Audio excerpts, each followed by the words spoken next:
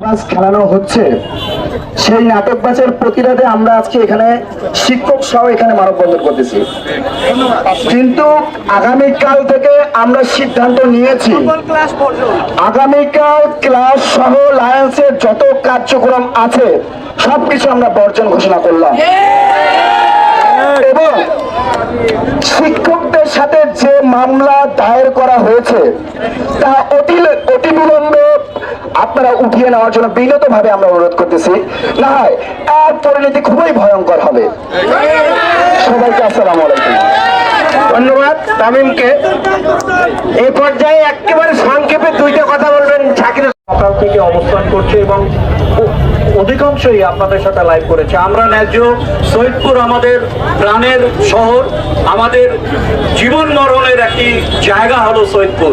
আমরা এখানে যে কোনো প্রতিষ্ঠানকে আমরা মনে করি আমাদের, যারা এখানকার আমরা নারী পোতা তারা আমাদের এখানকার প্রত্যেকটি সংগঠনকে আমরা শ্রদ্ধা করি, সম্মান করি। সেই হিসাবে লায়ন্স আমাদের প্রাণের একটি সংগঠন, একটি প্রাণের স্কুল। আমরা এর সাথে আছি, থাকবো এবং আপনাদের এই আন্দোলনকে আমরা সমর্থন সবাই করেছি এবং সুধী সমাজও আপনাদেরকে সমর্থন করবে এই আশাবাদ ব্যক্ত করছি। ধন্যবাদ। এ পর্যায়ে সংক্ষিপ্ত আকারে আমাদের আমরা একটা কে কে যাবেন, আমরা এখন একটা মুকুল স্যার আমাদের প্রিন্সিপাল স্যার ঘোষণা দেবেন।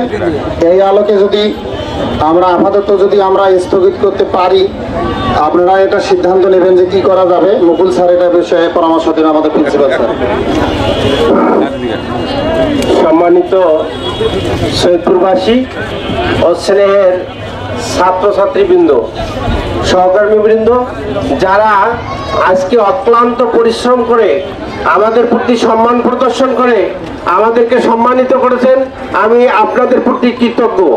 এবং বিশেষ করে ছাত্রছাত্রীরা যে ভূমিকা রেখেছে, ও প্রাক্তন বর্তমান সকল ছাত্রর প্রতি আমি আমার অন্তরের অন্তঃস্থল থেকে ভালোবাসা জানাচ্ছি।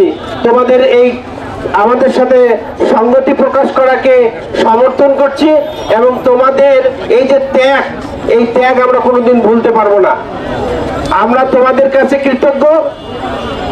সেই সাথে তোমাদের এই দাবি দাবার প্রেক্ষিতে আমরা কয়েকজন স্যার এখন ডিসি অফিস থেকে আসলাম, এসে আবার টিউনো মহোদয়ের সঙ্গে কথা বললাম, বলে তারপরে আমাদের ক্যাম্পের যিনি কমান্ডার তার সাথেও কথা বললাম, প্রশাসনের সর্বস্তরের লোকজনের সাথে কথা বলে আমরা একটা সিদ্ধান্তে উপনীত হয়েছি। এই সিদ্ধান্তের সাথে আমি মনে করব আমাদের ছাত্রছাত্রী, অভিভাবক, আমার সহকর্মী এবং সৈয়দপুরবাসী সাংবাদিক বৃন্দ সবাই যদি আপনারা আমাদের সাথে একমত হন, সহযোগিতা করেন, ইনশাআল্লাহ আমাদের বিজয় হবে। এই বিজয়ের বিষয়ে আমি বিশেষ করে ছাত্রছাত্রীরা সকাল থেকে না খেয়ে আমাদের সাথে এই আন্দোলনের সাথে আছেন, আপনাদেরকে একটু ধৈর্য ধরার এবং মুকুল স্যার কি বলতেছে এই আন্দোলনের সাথে আমরা সারাদিন কিন্তু আপনাদের সাথে আছি। এবং আপনারা দেখেছেন যে প্রায় সৈয়দপুরের 99% সাংবাদিক